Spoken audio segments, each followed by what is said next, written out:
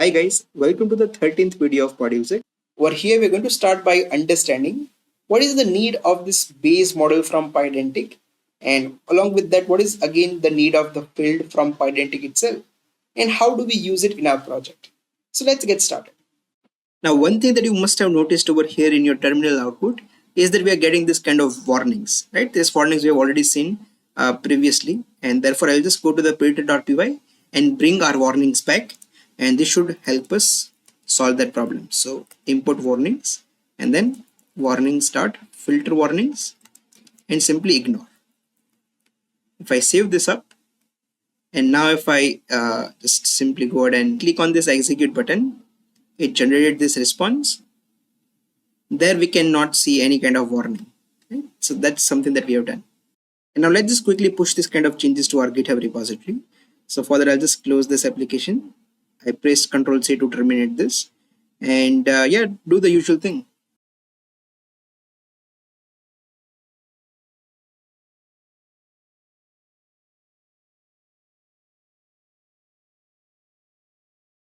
And there we go, we are done with pushing our changes. And now let me just clear this screen of terminal. And now let's rerun our application. I'll just go back to the uvcon command. I'll just hit enter, click on this link, follow link. And now let me just go to the docs, and if I click on this prediction, and this time what I'll do is I'm not really concerned about the numbers.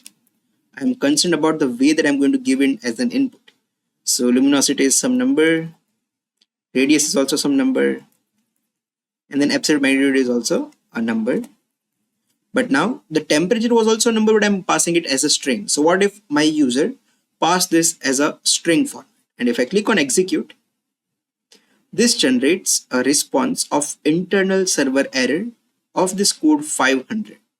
Now, if I don't want to have this kind of error through which my users won't be able to understand what's really going on, we can actually use Pydantic library through which all these kind of things will be handled in a proper way. If this kind of thing can be converted into a float type, it will be doing it internally without user even have to know about it. So that's a good thing. So let's see how we can do all these kind of things.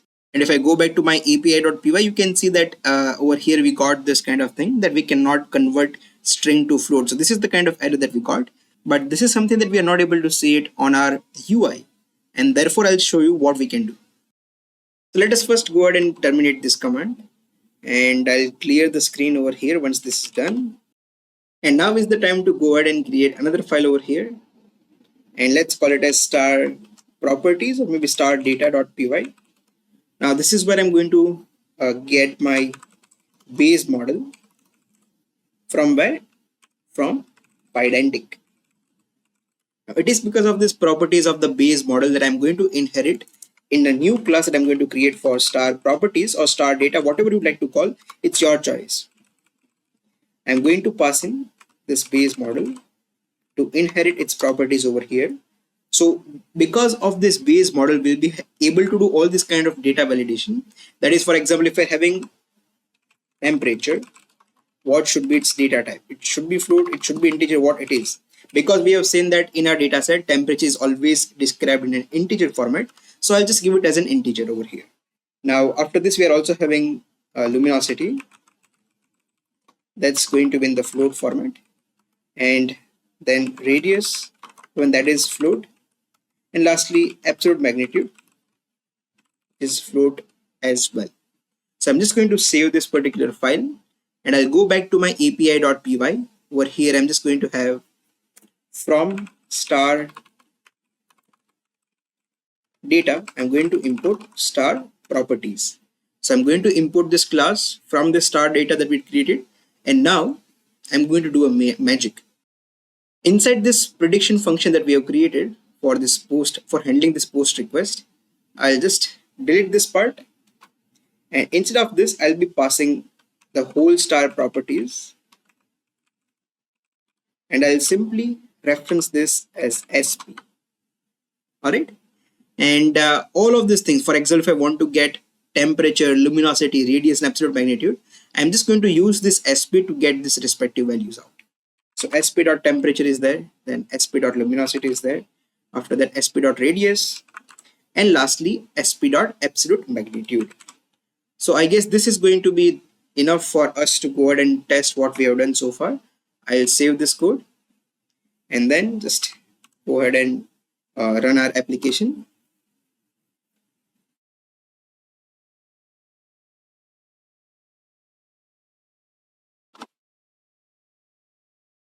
And now if I just go to this prediction over here, now you can see that we are having an example value schema that is right over here. And if I just scroll down, you can see that there is the star properties that we are now able to see in the schemas.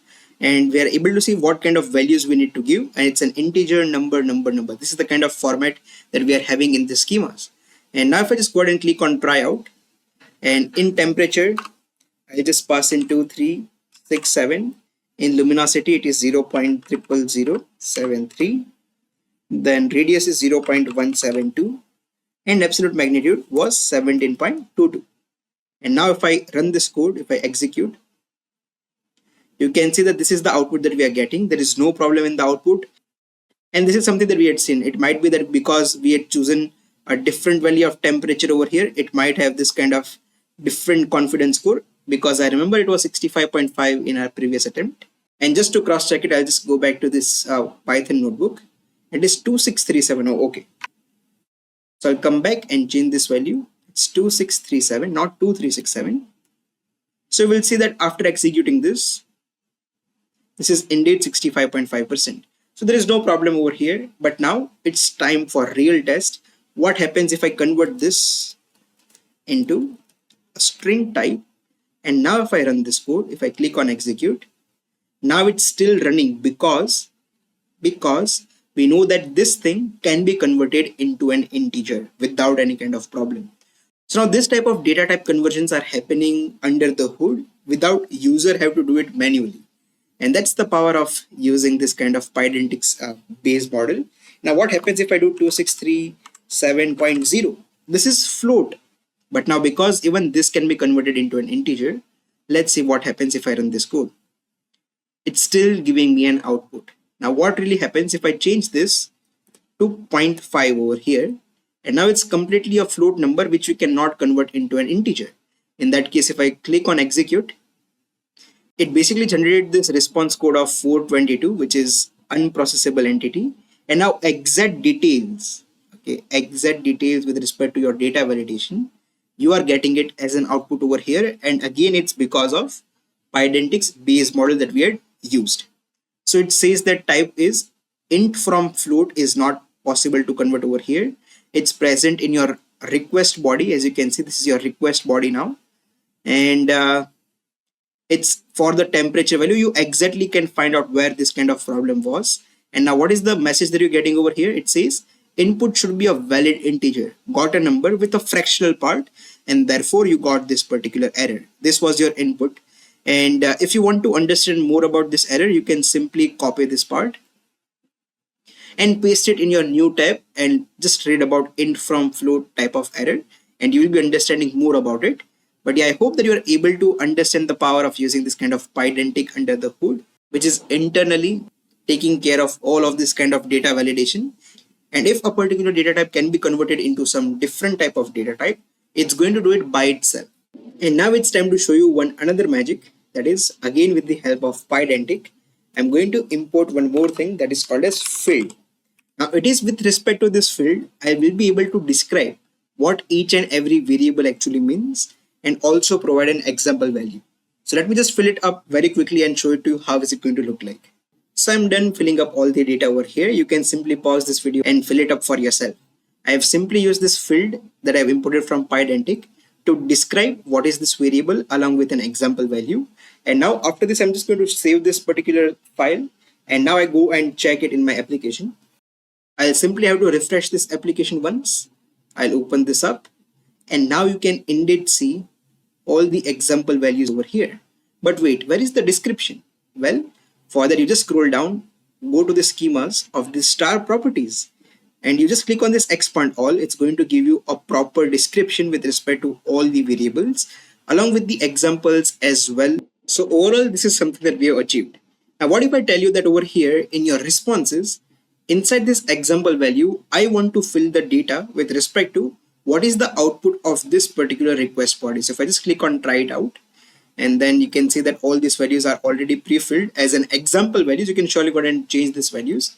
But if I click on execute, this is the output that we're able to generate. And now the idea over here is that to simply get this kind of output automatically as an example value and also have a schema with respect to that. So how can this be done?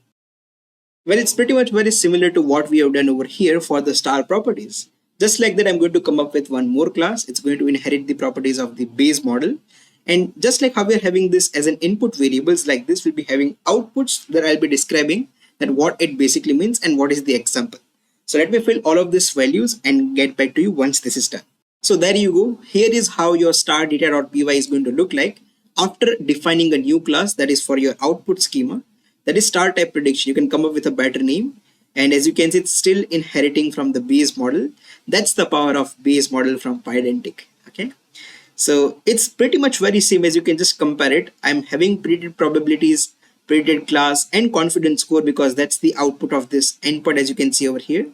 So there we go. And here is how your star data.py is going to look like after defining a new class. And just note that for the predicted probabilities, I couldn't really give this kind of examples just straight over here. It was really very ugly to see. So I just defined it outside of the class. And then whatever is the value, I'm simply using it over here as an example for the predicted probabilities. So as you can see from the API.py output of this particular prediction from that predict endpoint, we had three things. So these three things I'm exactly having over here as well. Exactly the same thing. The first one was dictionary. The second one is string. The last one is also string. As you can see over here, this predict class is obviously going to be a string. This we have defined it by ourselves as a string. So it's following all of this kind of data type. And along with that, in the field, I have given its respective description and also provided the example from the application that I had shown you just before filling this data. And now if I go ahead and show you the application and click on this refresh, and if I just scroll it down, it doesn't really show something over here. The problem over here is in my API.py, I need to pass in over here one thing called as response model is equal to star type predictions. And this is something that I'm going to import from my star data, star type prediction. It's prediction, not predictions. And now if I save this up and go to our application and now refresh this, you are able to see this example value schema for your response, and that's how it's going to look like. So anyone now, if they're going to come to your Fast API application, they know how your inputs are going to look like, how your outputs are going to look like, and if they're confused, they can go to the schemas and understand everything with respect to it over here by clicking on expand all. It says that the output will be the predicted probabilities for all the classes like this. Then predicted class is the based on the highest probability that we are having over here, so on and so forth. So that's something that we have created, and just let's cross check everything if it's working fine or not. Try it out. I'll execute this up. And yeah, that's the output that we're able to generate. Now we can surely go ahead, change these values and do some really cool stuff in the next video. Alright guys, so that was about how you can develop your API for this particular project.